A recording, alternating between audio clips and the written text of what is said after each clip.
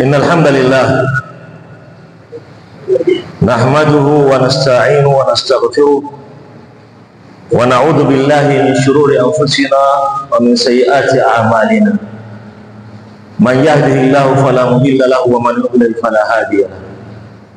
وأشهد أن لا إله إلا الله وحده لا شريك له وأشهد أن محمدا عبده ورسوله. يا أيها الذين آمنوا اتقوا الله حق تقاته ولا تموتن إلا وأنتم مسلمون. يا أيها الناس اتقوا ربكم الذي خلقكم من نفس واحدة وخلق منها زوجها وبث منهما رجالا كثيرا ونساء واتقوا الله الذي تساءلون به والأرحام إن الله كان عليكم رقيبا. يا أيها الذين آمنوا اتقوا الله وقولوا قولا سديدا يصلح لكم أعمالكم ويغفر لكم ذنوبكم ومن يطع الله ورسوله فقد فاز فوزا عظيما. أما بعد فإن أصدق الحديث كتاب الله وخير الهدى هدى محمد صلى الله عليه وسلم وشر الأمور محدثاتها وكل محدثة بدعة وكل بدعة ضلالة وكل ضلالة في النار. عباد الله، أوصيكم وأوصي نفسي بتقوى الله عز وجل فقد فاز المتقون. Waislamu, naihusia nafsi yangu pamoja na kuhusia nafsi zenu nyinyi katika swala zima la kumcha Allah subhanahu wa ta'ala. Hakika wamefaulu wenye kumcha Allah subhanahu wa ta'ala. Usia huu unakaririwa sana kila asimamapo mzungumzaji yoyote, huwa na ukariri usia wa ucha Mungu, kuonyesha kwamba ndiyo lengo pekee tunalolikimbilia sisi wanadamu. Na ndiyo maana ikawa ndani ya mwezi huu kuna aya inapita kwenye masikio yetu kila muda katika kuzungumzia swala la uchamungu. Katika sura Al-Baqara aya 183 Mwenyezi Mungu Subhanahu wa Ta'ala anatuambia, ya ayyuhalladhina amanu kutiba alaykumus siyamu kama kutiba alal ladhina min qablikum la'allakum tattaqun. Enyi wale ambao mmeamini, mmefaradhishiwa nyinyi kufunga kama walivyofaradhishiwa waliokuwa kabla yenu, ili mfikie lengo la uchamungu, mfikie kwenye ufaulu. Sasa masala ya kufunga hapa yamefungamanishwa na ufaulu kutokana na kwamba ni katika kumwabudu Allah subhanahu wa ta'ala. Lakini aya inayofuatia 184 Mwenyezi Mungu anasema ayyaman ma'dudat. Hiyo funga ni masiku yenye kuhesabika.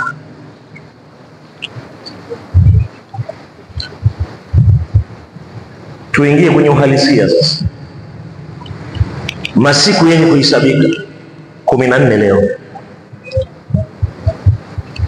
Yani ni kama jana tumeanza kufunga. Kwa mtu ambaye anaona yuko katika lengo la uchamungu, anaona ni kama jana tumeanza kufunga. Lakini ambao wako nje ya lengo la uchamungu, tayari twaona kwamba muda ushakuwa mrefu mno, funga imekuwa.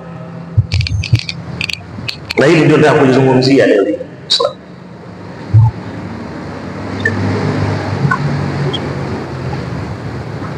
Kwa wale ambao wameamua kufunga kwa ajili ya Allah subhanahu wa ta'ala, na hakika wanalikimbilia hili lengo la uchamungu,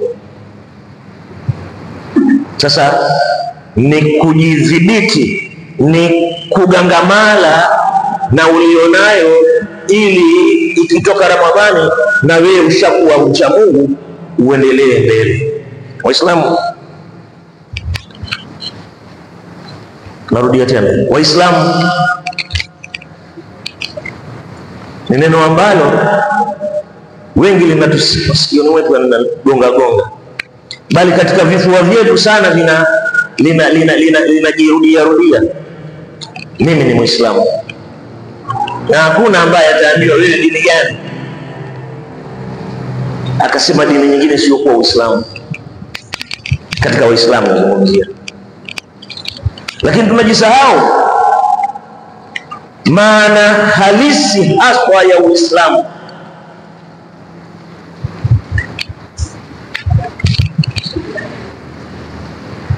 Al-istislamu lillahi rabbil alamin, kujisalimisha kwa Allah subhanahu wa ta'ala, kwa Mola wa viumbe. Sasa swala la kujisalimisha bado linakuwa kama lina elea katika hewa tu hivi, watu wanajaribu kulikwepa kutotaka kulifahamu vizuri. Hapana, kujisalimisha lugha ya Kiswahili, lakini kidogo ina ufahamu wake unakuwa mzito miongoni mwetu. Katika lugha ya Kiingereza wanasema ni kusarenda. Sasa ukilileta kwa Kiswahili kwamba ni kusalimisha, linakuwa halina uzito ule wa kusarenda. Kusarenda maana yake wewe ni kwamba huyu aliyekuteka ndio umesarenda kwake yeye, chochote anachokwambia wakitekeleza. Sababu kama utakwenda kinyume chake, basi anaweza kukudhuru, akakufanya hivyo anavyotaka kufanya.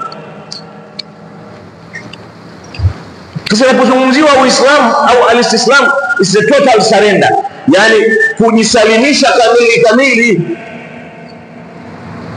si kwa adui, lakini kwa mwingine yeyote uweze kujisalimisha kamili.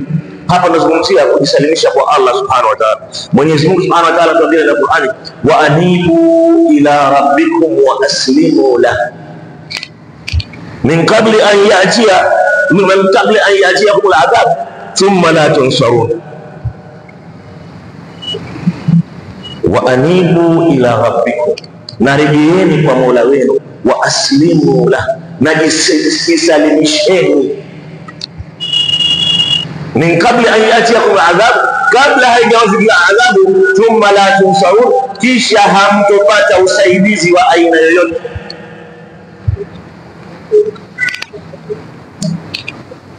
Tujisalimishe kwa Allah subhanahu wa ta'ala. Lakini Mwenyezi Mungu subhanahu wa ta'ala ndio kuambia ndani ya Qur'ani, bala man aslama wajhahu lillahi wa huwa muhsinun falahu ajruhu 'inda rabbih wala khawfun 'alayhim wala hum yahzanun. Bala, si kwa mnavyotamani. Man aslama wajhahu lillahi, yoyote atakayejisalimisha uso wake kwa Allah, wa huwa muhsinun, na hali ya kuwa anafanya vizuri, na yeye ni mwenye kufanya vizuri, falahu ajruhu 'inda rabbih, basi huyu ana malipo mema mbele ya Mola wake, na wala hawana hofu vinavyokuja, wala hawahuzuniki na vilivyokuja. Nimezileta aya mbili hizi kuonyesha Uislamu ambao leo hii hiki kipindi tulicho tumeamua kuwa hivyo. Tumejisalimisha kwa Allah subhanahu wa ta'ala. Na izungumzia saumu. Wengi wetu hapa tumetoka huko tumetawadha au tumekutawadhia hapa. Hakuna aliyekuangalia, hakuna aliyekushirikana wewe. Umeweza kutia maji mdomoni ukasukutua na ukayatema, hali ya kuwa unahisi kwamba haya maji mimi nayahitajia. Ukuyapeleka mdomoni, ukayatia ndani ya tumbo. Kwa nini? Umejisalimisha kwa Allah subhanahu wa ta'ala. Hii ni moja ya kujisalimisha kwa Allah subhanahu wa ta'ala. Tumeacha chakula chetu, tumeacha kinywaji chetu, tumeacha starehe zetu ambazo Allah ametukataza katika mwezi wa Ramadhani. Kwa ajili ya nani? Kwa ajili ya Allah. Bala man aslama wajhahu lillahi wa huwa muhsinun. Umejisalimisha kwa Allah na unafanya vizuri. Huu tulionao sasa hivi ndio tunauita Uislamu. Umejisalimisha wewe. So, ukienda kinyume cha hivi bado hujajisalimisha.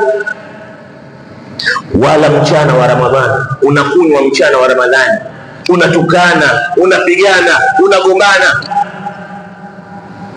Lakini hivi vyote umejitahidi kwa kila njia ukaweza kuviweza hivi sasa hivi. Wewe hapa ndio Muislamu, na ikiwa utatoka katika mwezi huu uko katika hali hii, ndio unaweza kujinaki ukajifaragua kwamba mimi ni Muislamu. Kinyume chake una mapungufu katika Uislamu wako. Sasa nikirudi kule mwanzo, la'allakum tattaqun. Tayari tuna baadhi ya ndugu zetu Waislamu, kwa sababu kile hilo tunalodangana, Waislamu washaanza kutukata mkono katika hili la Uislamu, washaanza kutukata mkono. Hatukuwa hivi tulipoanza Ramadhani ya kwanza, lakini huenda baada ya masiku 7 mengine, mwezi 24 au tayari kundi lingine litakatika. Hii ni kawaida yetu. Nini gogoro hapa? Alfutur, kunyong'onyewa, uvivu, kujihisi tabu, ulegevu. Huu ndio ukweli wa mambo. Bwana Mtume sallallahu alaihi wasallam katika hadithi aliyopokea Ibn Hibban, hadithi sahihi, anasema inna likulli amalin sirra wa likulli sirratin fatara. Hakika kila jambo, kila kitu kina hamasa yake, kina usukumo mkubwa fulani hivi. Wa likulli sirratin, kila hiyo hamasa na huo msukumo, fatara, ina uvivu fulani, ina kunyong'onyewa fulani.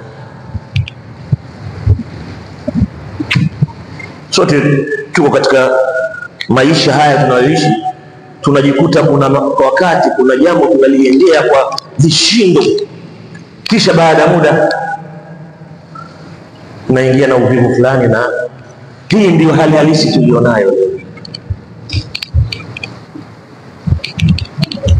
Kila tendo baada ya ibada haya, angalia Ramadhani ya mwanzo watu walivyohamasika na walivyokuwa na mioyo ya kutaka kwamba wanarudi kwa Mwenyezi Mungu Subhanahu wa Ta'ala.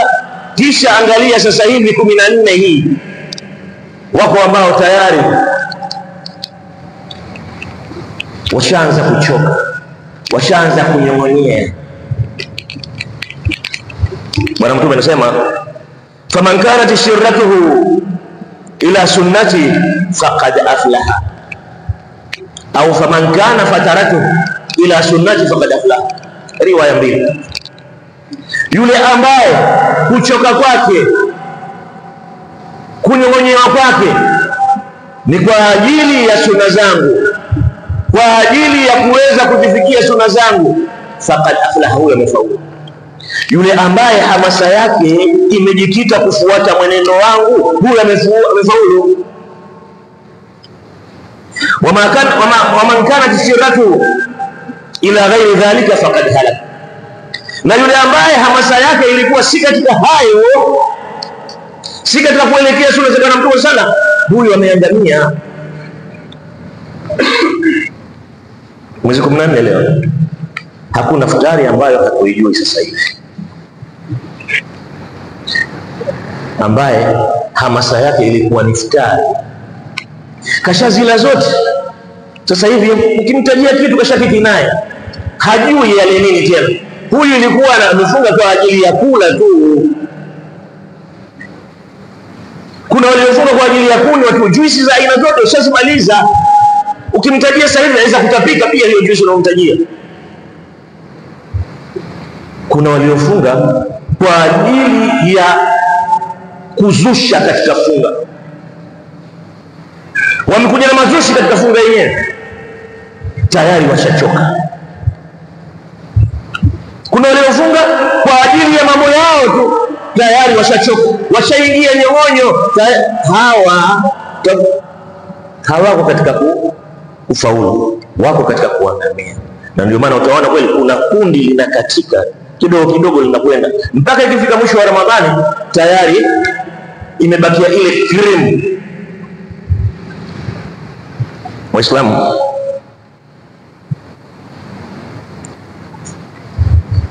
jambo lisilokuwa na ikhlas huwa siku zote halifiki mbali. Mwenyezi Mungu Subhanahu wa Ta'ala katika Al-Qur'an, wama umiru illa liya'budullaha mukhlisina lahu dina, na hawakuamrisha isipokuwa wamwabudu Mwenyezi Mungu hali ya kumtakasia yeye, mukhlisin, al-ikhlas. unafanya kwa ajili ya Allah subhanahu wa ta'ala. Tuko ambao ni wafungaji, tuwafunga kwa ajili ya watu. Tuko ambao ni wafungaji, tuwafunga kwa ajili ya kitu. Huu ndio uhalisia. Matokeo yake kuchukui muda, unakuwa umechoka, umeingia uvivu katika ile funga.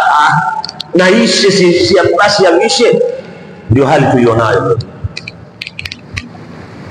Mwenyezi Mungu Subhanahu wa Ta'ala anatuambia katika Qur'an, innal ladhina taqaw idha massahum ta'ifun minash shaitan tadhakkaru fa idha hum mubsirun, hakika wale ambao ni wenye kumcha Mwenyezi Mungu wanapopatwa na pepesi ya sheitani, pepesi, kijupepo kidogo cha sheitani cha kukutoa wewe katika reli, cha kukutoa wewe katika njia iliyonyooka, tadhakkaru, ukumbuka, mimi niko kwa Mwenyezi Mungu, fa idha hum mubsirun, basi hapo huiona haki iko wapi.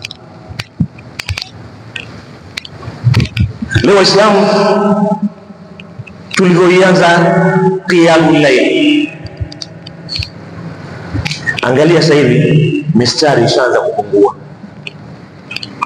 Tunajisahau hadithi mbili za Mtume sallam, man sama ramadhana imanan wa ihtisaban wa man qama ramadhana imanan wa ihtisaban ghufira lahu ma taqaddama min dhanbi. Tunasahau, hatukuwa na ikhlas katika hili jambo. Mwenye kufunga Ramadhani kwa kumwamini Mwenyezi Mungu kwamba ndiyo alitoa amri hii, na kwa ikhlas wa ihtisaban, na kutarajia malipo kutoka kwa Allah, amesamehewa madhambi yake yaliyotangulia. Sasa tuko ambao tunafunga kwa maana watu wanafunga, tunawapa kampani na sisi wenzetu. Wapo watu wa Kristo wenye marafiki Waislamu kwenye vikao vyao hawakutani tena sasa hivi. Wale wa Kristo wanawapa kampani Waislamu, nao wanakaa na njaa hiyo Waislamu, na tuko Waislamu tunaokaa na njaa na Waislamu wenzetu. Sio imani wala sio ihtisaban, kutarajia malipo kutoka kwa Allah subhanahu wa ta'ala. Kuna mama zetu, dada zetu, wake zetu kwa Jumatatu huko wanafunga kwa ajili ya kwamba tutawapa madera ya sikukuu na madera ya mfungo. Hii zawadi kwa kutoa, mtu anatoa, kutakupewa mtu anapewa, lakini isiwe kwamba kuna kitu kitafuta, na isiwe kwamba tasimama salatul layl, qiyamul layl, tarawih kwa ajili ya kitu fulani. Imeonekana na mimi nimeswali, nimejaribu na mimi nikaswali nikaibeza. Lazima iwe imanan wa ihtisab. Sasa lugha unakuja wapi? Katika huku kunyonyewa, katika huu uvivu, katika huku kujiona kwamba huwezi tena. Kuna sababu nyingi, miongoni mwazo al-jahl bid-din, kutoijua dini. Hili migogoro mwaka mzima, hii Ramadhani mpaka Ramadhani inayokuja, Ramadhani iliyopita mpaka leo hii, lazungumzwa la watu kujifundisha dini yao. Madarasa yanaendelea, ukiacha Ramadhani katika siku za kawaida, hukuti watu wanataka kuijua dini yao. Katika Ramadhani madarasa yamekuwa mengi mno, lakini pia watu hawana muda wa kuijua dini yao. Matokeo yake nini? Kunyong'onyewa kabisa kubwa. Mimi bwana, hata kama sikusoma, huwezi kunidanganya katika dini. Hii ndio hoja yetu kubwa. Bwana, njoo usome. Bwana, mtu hawezi kunidanganya katika dini hata nisiposoma. Hii nyong'onyo ya kukatika pande ndio mtakayoiona. Leo tunatandika nje kule watu kuswali. Subirini, utaiondoa masuala yote na huenda ndani bakaa kuko wazi. Al-jahlu bid-din, hili ni gogoro tulilonalo Waislamu. Dini yako huijui. Wanasema wazi, dini si kwa maana kwamba uwe shekhe, ibada zako uzijui. Swala yako hii unayoswali huijui. Tuko wengi hao ambao tunaswali sasa tumeona watu wakiinama na kuinuka, tumekwenda nao hivyo. Sasa je, umtie mtu katika funga, anaijuaje funga? Ni kukaa na njaa. Umtie mtu katika zaka, kabisa umemtoa nje ya Uislamu. Umtoe mtu katika haji, ndio wale wendao haji hawajui chochote. Akishakaa Kaaba mpaka siku wanarudi naye ametoka kwa hiji. Wallahi si kwa macho yangu, sijui naweza kusemaje, kwa kiwiliwili changu nimeishi na mtu asiyejua hata swala, kaja hija. Saa 5 tukijitayarisha kwenda kuswali, mshatawadha, bahati mbaya akashikwa na haja ndogo, kienda kaingia chooni akatoka. Kwenda kuswali, wewe shekhe si umetoka kukojoa kule? Mshatawadha, lakini udhu shekhe umeona. Huyu kaja kuhiji, huyu wamueleza habari ya udhu kuchanguka kwa ajili ya kwenda haja ndogo. Je, hija utamueleza nini? Waislamu hatutaki kuijua dini yetu ambayo hii ndio tunatakiwa tufe nayo. Ya ayyuhalladhina amanu taqullaha haqqa tuqatih wa la tamutunna illa wa antum muslimuna. Uislamu gani ujuao wewe? Tupigishana sana kelele huu. Uislamu ambao sisi tunaujua ni huu wa barakashia na kanzu. Niwe mkweli, ikiwa tutaoneana haya hivi hatutafika.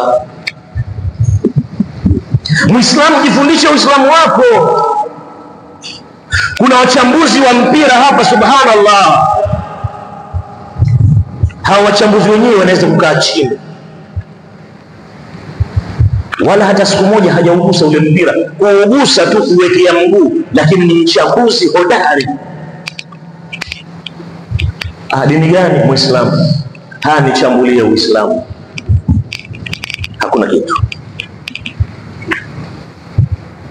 Kuna wachambuzi wa sanaa na muziki, kuna kila aina ya, lakini kumpata Muislamu kwa maana kumchambulia Uislamu, ukakaa na wewe ukaona sasa hapa leo nimepatikana. Subhanallah. Aljahlu bid-din, sababu ya kuchoka na kunyong'onyewa ni kutokuijua dini. Sasa yamezidi haya, sasa yamekuwa mengi. Ingekuwa waijua dini wala usingeona kwamba ni mengi waliokuwa nao masahaba salafu saleh waliopita, ndio walikuwa nayo mengi yale, hatuwawezi. Nakumbuka hadithi inazungumzwa mara kwa mara hapa, la tasubu ashabi, msiwatukane masahaba zangu. Yeyote atakayetoa sadaka ya dhahabu ile ni mfano wa mlima wa Uhud, akaitoa kwa ajili ya Allah, basi hawezi kufikia walichokifanya masahaba kikopo cha kwenye mkono hapa au nusu yake. Hawa wamefanya kitu gani? Waliofanya ni mazito, sisi hatunayo, na wameyafanya hali ya kuwa na elimu nayo. Sisi haya machache tulionayo tuyafanya, hatuna elimu nayo. Tumeingia na hamasa katika saumu ya Ramadhani, tumeimiana, tumekuja lete tende kule, lete maji huku, lete huku. Mwisho wake tunaanza kukimbia msikiti. Tunaona kwamba huo ni ujanja. Hapana. Lengo ni kufikia uchamungu, na uchamungu kama ilivyozungumziwa na Abu Huraira au ilivyozungumziwa na Umar bin Khattab, ni pale unapopita katika njia ambayo ina miba, ina chupa, ina mawe, namna gani unatembea. Una tahadhari kubwa, wapi uweke mguu wako, usije kuingiwa na miba, usije kujikata na chupa, usije kujigonga na jiwe ukaanguka, usije ukateleza pale. Huu ndio uchamungu. Ujue wewe kwamba wapi katika Uislamu nitateleza, wapi nitakitwa na miba, wapi nitakatwa na chupa. Huu ndio Uislamu, huu ndio uchamungu. Wewe Muislamu unajua hilo?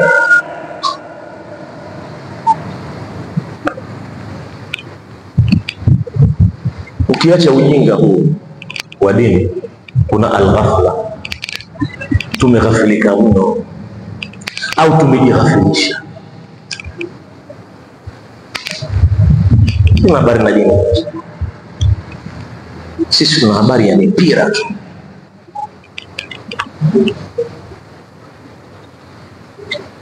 Wala yazaluna yuqatilunakum hatta yaruddukum an dinikum in istata'u. Hawatuacha kuwapigani vita nyinyi mpaka wawatoe katika dini yenu ikiwa wataweza. Kila uchao tuletewa mashindano tu ya mpira. Kila uchao tuletewa mashindano ya mpira. Hatulali kwa kesha.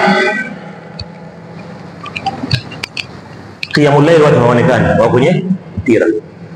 Kusoma Qur'ani watu hawaonekani, wako kwenye, wakiacha kuangalia mpira wanaanza kubishana na mpira. Wapata faida gani wewe katika mpira? Wewe kama wewe kinyangarika usijulikana yoyote. Faida gani wewe ya kushangilia timu, ya kuwa mpenzi wa timu, ya kuwa shabiki wa timu, ukafaidika wewe zaidi ya hasara? Ghafla, tumeghafilika mno. Achilia mbali mengine, tunashika ule ugumu kuyafanya mambo kuwa magumu mpaka tunafikia tunachoka. Sasa wamenyana na mambo. Wewe si umeanza jana, umeanza na baba, hebu twende pole pole basi. Al-ibtida, uzushi katika dini, inatufanya pia tunanyong'onyewa sana. Wazusha ni si mnaisikia jamani, dua tunazoziomba, dua za vurugu za ajabu za kejeli kumkejeli Mwenyezi Mungu Subhanahu wa Ta'ala. Mwisho wa siku Ramadhani kisha hakuna tena dua zile. Wanaokejeli katika fani tofauti. Waislamu, ataaluku bidunia wa zinataha, watu kuimamania dunia na mapambo yake. Tazungumzia hapa masala ya sadaqa. Baada nafikiri tazungumzia, jamani, nahitaji sadaka zenu kwa ajili ya sisi. Akili yetu iko katika nguo za sikukuu za watoto, akili yetu iko katika futari za leo tutakuwaje.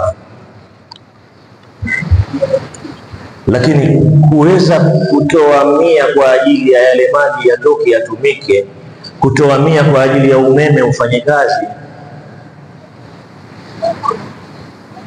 watulul amal. Inshallah Ramadhani inakuja kuwa na matarajio makubwa huko mbele ambayo hujijui leo hii. Tulikuwa na ndugu zetu walitaka kuipata hii Ramadhani, hawakuipata, na mnawajua nyinyi, hakuna mmoja asiyejua hilo. Tulikuwa nao ndugu zetu walitaka kuipata Ramadhani, kuna ambao walitaka kufikia hii 15 hawakufikia, na tupo ambao hakutofika mwisho wa Ramadhani humu ndani. Labda watu wana mawazo mengi sana kwamba mtakufa, utasafiri. Tuchukue mawazo yao kidogo. Wako ambao wanataka kuipata Ramadhani lakini watasafiri, hawata. Waislamu, Mwenyezi Mungu Subhanahu wa Ta'ala katika Qur'an anatuambia, innal ladhina qalu rabbuna Allah thumma istaqamu fala khawfun alayhim wala hum yahzanun ulaika ashabul janna khalidina fiha jazaan bima kanu ya'malun. Innal ladhina qalu rabbuna Allah, hakika wale ambao watasema au wanasema Mola wetu mlezi ni Allah Subhanahu wa Ta'ala, thumma istaqamu, kisha wakawa wameimarika katika hayo, wameimaria dini yao, haikuwatingisha, haikuwafikirisha hata kutoka nje ya msikiti katika. Fala khawfun alayhim, hawa hawana hofu na yatakayokuja, iwe hapa duniani au akhera. Wala hum yahzanun, wala hawahuzuniki na yaliyowapita. Hao ni watu wa peponi wenye kukaa humo milele, jazaan bima kanu ya'malun. Haya ni malipo kwa yale walikuwa wakiyatenda. Kinachotakiwa sisi tuwe na istiqama, uimara katika haya tuliyokuwa nayo. Tunatoka nje ya Ramadhani funga iwe ni ya kawaida tu, sio chochote lolote. Ruksa funga Jumatatu na Alhamisi, usifunge. Hii tu ndio faradhi. Lakini je, mengineyo ndani ya Ramadhani? Usitukane, usigombane, usipigane, usile haramu, ufanye haramu, usiangalie haramu. Haya unakwenda nayo katika miezi mingine. Je, tumejipanga vipi? Lazima kuwepo na istiqama.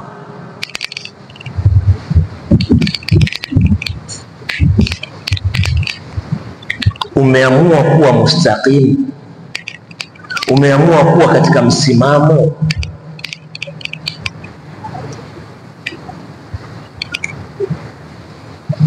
Barakallahu li wa lakum bil Qur'an wa nafa'ani wa iyyakum bima fihi min al-ayati wal hakim. Aqulu qawli hadha astaghfirullah li wa lakum fastaghfiruhu innahu huwal ghafurur rahim wa huwal barrul karim.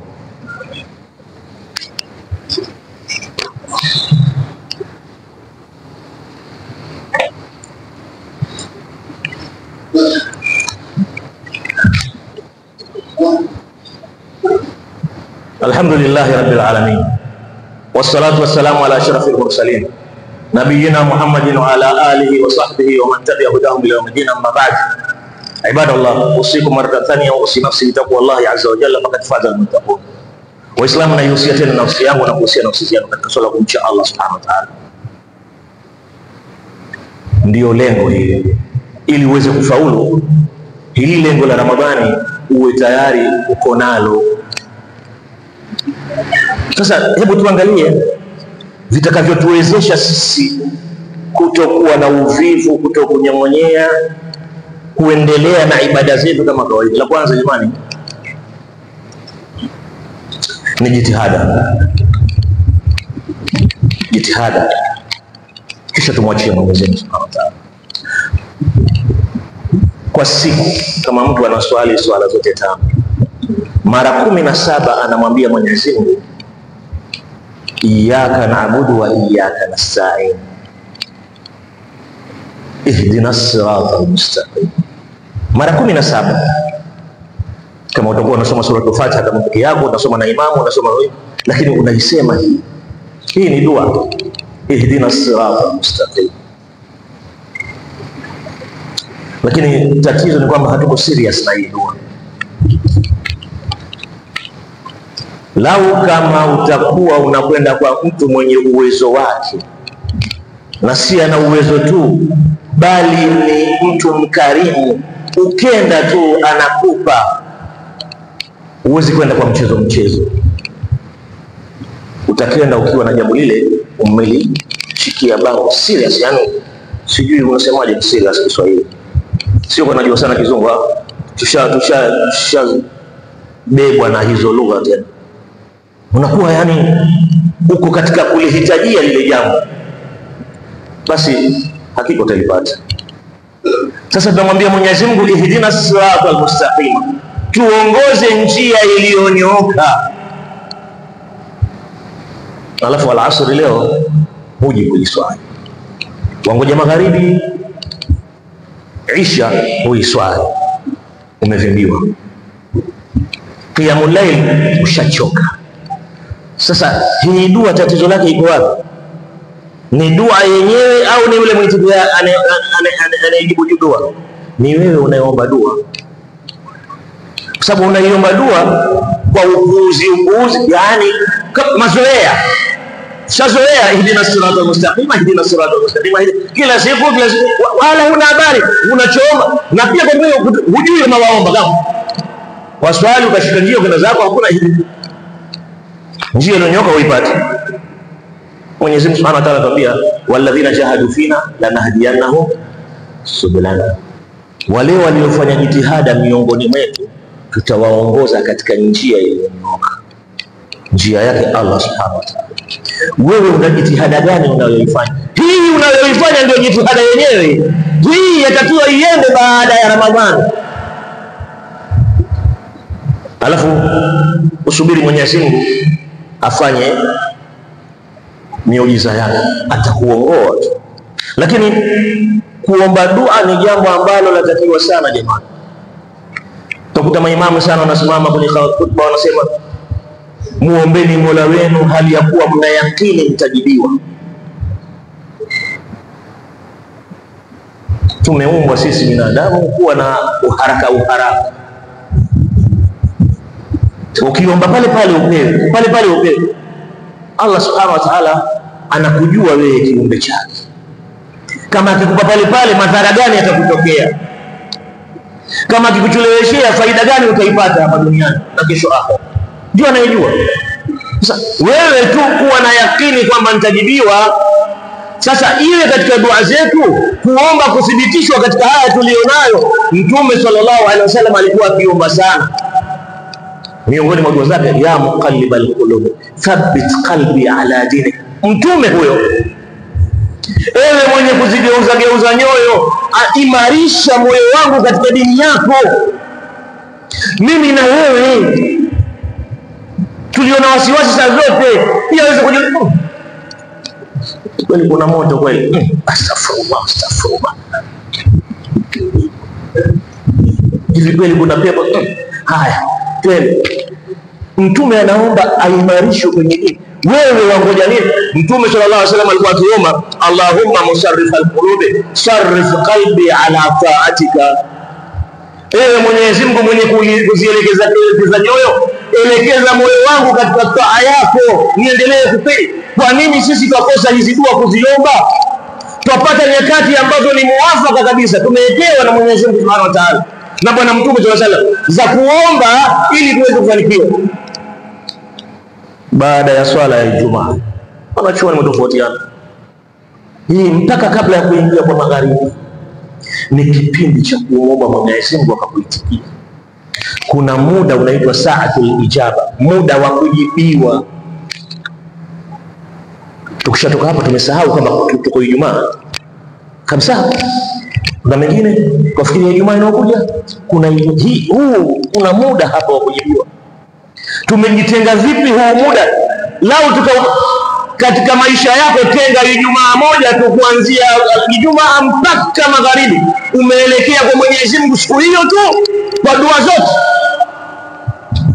utaisadifu, utakutana nayo. Waislamu, arifqu bin nafsi zetu kuzipa ahueni, kuzifanyia urafiki nazo pole taratibu. Tunajua nafsi zetu zilivyo na taabu. Hebu tuende nazo pole. Ukizipeleka mpela wenyewe wanasema ni hakika utashindwa mwisho, utamonyewa, utachoka. Nipeleke taratibu, tekeleza faradhi, tafuta sunna nyepesi kwanza, endelea nazo hivyo mpaka uweze kukua imara katika hilo. Jingine atasadaka. Hivi nilikuwa nalizungumzia hapa, nimesema sisi sadaka zetu mpaka tuambizane hapa, tushikane mashati hapa msikitini. Jamani kuna kapi jamani, lakini kwamba tu hii 200 ya nikera ndani ya mfuko na ifanyaje hii? Kwenye misikiti vyote kuna vibubu, nenda katumbukize 200. Jizoeshe kila siku 100, kila siku 100 tu. Siku moja, sio siku moja, jana kuna msikiti chetu kule Sahara kwa swali na bodaboda na muhimu watu alhamdulillah wanaswali. Tumekubaliana kwamba tutoe 100 tu kwa ajili ya maji na umeme na nini, basi mtihani. Jana nikachika kapu kwamba jamani, haya 100 yule asiye naye 100 hizi zilizotiwa humo mtampa yeye na yeye atie humo, iwe naye katoa. Basi kuna watu walitoka pia hawako. Zile zinazoingizwa zile 500 na mpa huyu mwingine, wewe si huna, chukua 100 hatieni mpate thawabu za kwamba mmetia au mlikuwa na nia kutia. Pia kuna watu walitoka wakaona ni upuuzi, hawakutia 100. Sasa umwambie mtu atie 100 kila siku, atoe 100 kila swala, atoe 100.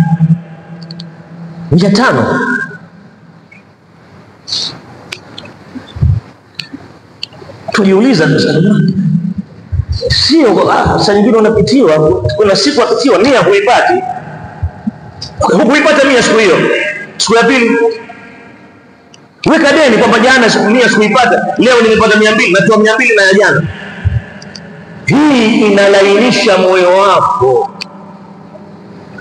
Ule unyong'onyevu wa ibada unaondoka, ule uvivu wa kumwabudu Allah unakuondoka, Allah anakuondolea moja, yani direct. Hatunayo hii. Sizungumzie misikiti tu jamani, sizungumzie sijui ujenzi wa kisima, nazungumzia nyumbani kwako. Hivi ushatoa 100 kwa ajili ya Allah kumpa mkeo? Hii leo nimekupa tu, si mpaka tuombe jamani, tena kwa kiminyano, na tunatoa tumekasirika. Tuwape watoto wetu, familia zetu.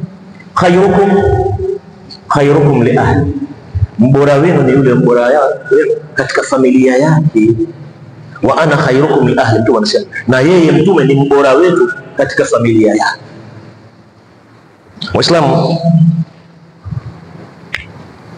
imethibiti hadithi kutoka bwana mtume sallallahu alaihi wasallam, ahabul a'mali ila Allah ajwamu wa in qalla, bora ya matendo ni yale yenye kudumu hata kama ni machache. Tujizoeshe na matendo machache machache, lakini yawe ni yenye kudumu. Yatatuondoshia sisi kunyong'onyewa, yatatuondoshia sisi uvivu. Lakini jingine, ndugu zangu wa imani, taaddudul a'mal, tuwe na matendo. Swala rak'a 2, ingia msikitini mtaswali tahiyatul masjid, kutoa salamu kwa watu mara kwa mara, kumsaidia mtu ukiona jiwe mahali liondoe. Haya matendo madogo madogo yakikusanywa, haya yanakuwa ni jabali kubwa kwako wewe. Ni swala tu wewe, ni swala tu umeng'ang'ania. Kwani kuna nyingine kitu bwana, mimi na swali tu. Ili usinyong'onyewe na hiyo swala, kuwa na matendo mengine madogo madogo. Muhasabatu nafsi, uwe unaiuliza nafsi, uichunguze nafsi yako. Kuna lipi baya umelifanya? Kuna lipi jema unalifanya upate kuzidisha? Uwe na haiwezekani ikiwa mali zetu zenyewe hatuna vitabu wala karatasi. Nafsi yako waweza kuitayarishia ledger, kitabu, debit and credit. Haya mema nimeyafanya leo, haya jioni wapiga hesabu, yapi inatakiwa Muislamu wewe. Ukenda stationery za kwetu, kuna vitu vinaitwa diaries, kubwa na ndogo, vijidogo vingine tumewekewa sisi vile. Ukenda Ulaya, stationeries hizi diaries, mwezi wa 10 diary ya mwaka unaokuja tayari wanayo, zishakwisha madukani. Kwa nini? Wanasajili mambo yao kila uchao. Wewe ukiulizwa ya jana uliyofanya huyakumbuki. Ndio hata unapoomba istighfar, waomba istighfar ya jumla, Mwenyezi Mungu akusamehe, sababu huenda ni mengi uliyofanya, au kichwa cha kukumbuki uliyofanya ni yapi. Astaghfirullah basi. Astaghfirullah katika madhambi makubwa watakiwa uombe msamaha sana. Haya madogo madogo yanafutwa na udhu, yanafutwa na utakumbuka vipi kama hukuya? Jana nilisema uongo, nikijaonekana ile daftari baada ya kufa si mchezo. Ndio uoga wetu tulionao. Basi kwenye vichwa vyetu, ukifanya jambo baya, omba Mwenyezi Mungu msamaha, usilirudie tena. Kama ni haki ya mtu, mpe haki yake. Al-istighfar, muhasabatu nafs. Lakini talabul ilm nimelizungumza jamani. Haya madarasa si tu kwa mtu asiyejua, hata wajuao. Wallahi, ukihudhuria darasa ya mwalimu mwenzako utatoka na faida japokuwa ndogo. Je, kwa sisi ambao ni mazumbukuku, kwa sisi ambao ni wazungu wa reli bumbumbu, hivi utakosa chochote katika darasa? Washindwa nini kuhudhuria darasa wewe? Tuna darasa zimewekwa katika nyakati ambazo si za shughuli. Wakati mwingine uko maskani, si ndio? Maskani yenyewe haina mbele haina nyuma. Jambo jingine litakalotusaidia kuondokana na uvivu, al-mukhalafa. Jichanganye na watu wema, jichanganye na watu wema. Kujitenga na watu waovu, mwisho watakuambukiza hawa, utakuwa wewe ni katika waovu. Na hii imethibiti kwa dalili ya hadithi ya Bwana Mtume sallam, haina vumbi lolote. Waislamu, Bwana Mtume sallallahu alaihi wasallam katika hadithi iliyokuja Tabarani anasema, innal imana la yakhlaqu fi jawfi ahadikum kama yakhlaqu thawba. Imani bwana nayo inachuja, inapauka katika kifua cha mmoja wenu kama vile inavyopauka nguo. Nguo mpya ukiinunua baada ya muda inapauka, na imani nayo Bwana Mtume anasema inapauka kama inavyopauka nguo yako. Kisha akasema, fas'alullaha an yujadida al-imana fi qulubikum. Muombeni Mwenyezi Mungu aihuishe, aifanye upya imani iliyo katika nyoyo zenu. Mwenyezi Mungu, tunakuomba katika saa hii utuhuishie imani zetu. Mwenyezi Mungu Subhanahu wa Ta'ala, tunakuomba utuwekee mbali nyong'onyo na uvivu na fatara. Inna Allaha malaikatahu yusalluna ala nabi ya ayyuhalladhina amanu sallu alayhi wa sallimu taslima. Allahumma salli ala Muhammad wa ala ali Muhammad kama sallaita ala ali Ibrahim wa barik ala Muhammad wa ala ali Muhammad kama barakta ala Ibrahim wa ala ali Ibrahim innaka Hamidum Majid. Rabbana taqabbal minna innaka antas samiul alim wa tub alaina innaka antat tawwabur rahim. Rabbana taqabbal salatana wa qiyamana wa siyamana wa ruku'ana wa sujudana. Allahumma ya muqallibal qulub thabbit qulubana ala dinika, ya muqallibal qulub thabbit qulubana ala dinika, ya muqallibal qulub thabbit qulubana ala dinika. Rabbana ighfir lana wa li ikhwanina alladhina sabaquna bil iman wa la taj'al fi qulubina ghillan lil ladhina amanu rabbana innaka rahim wa aqimis salat.